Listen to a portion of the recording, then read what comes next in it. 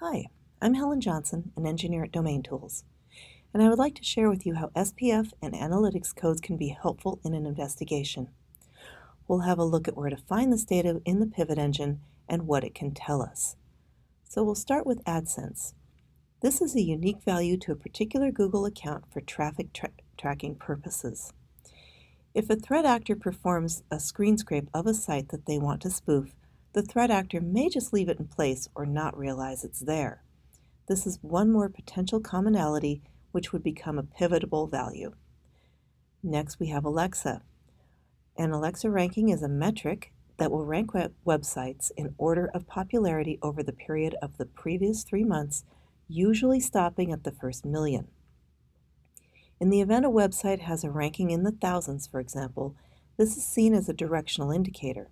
This can be helpful in determining if a particular domain is fielding a lot of traffic, which could indicate an active campaign.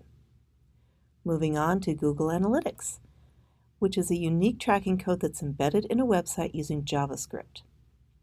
If a domain has been spoofed and had their website screen scraped for content, this value would become a guided pivot, assuming the code and its accompanying JavaScript were left intact.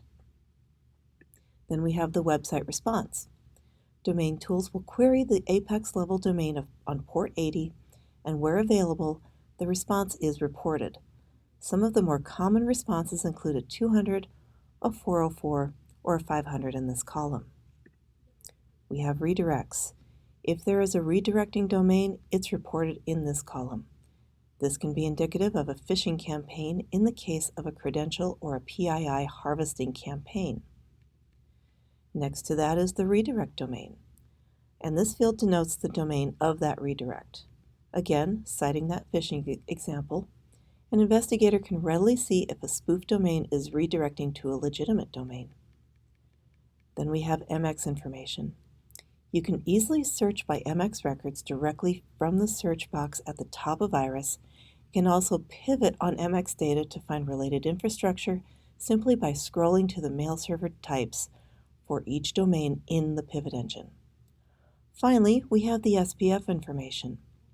This is short for Sender Policy Framework. SPF is an email authentication protocol that allows the owner of a domain to specify which mail servers they use to send mail from that domain. During an SPF check, email providers can verify the legitimacy of the sending domain based on the IP addresses that are authorized within the record. If the SPF authentication fails, however, this could be a sign that the domain lacks legitimacy. And here we are at the end. For more information on how you can gain access to Iris, please contact sales@DomainTools.com. Happy hunting!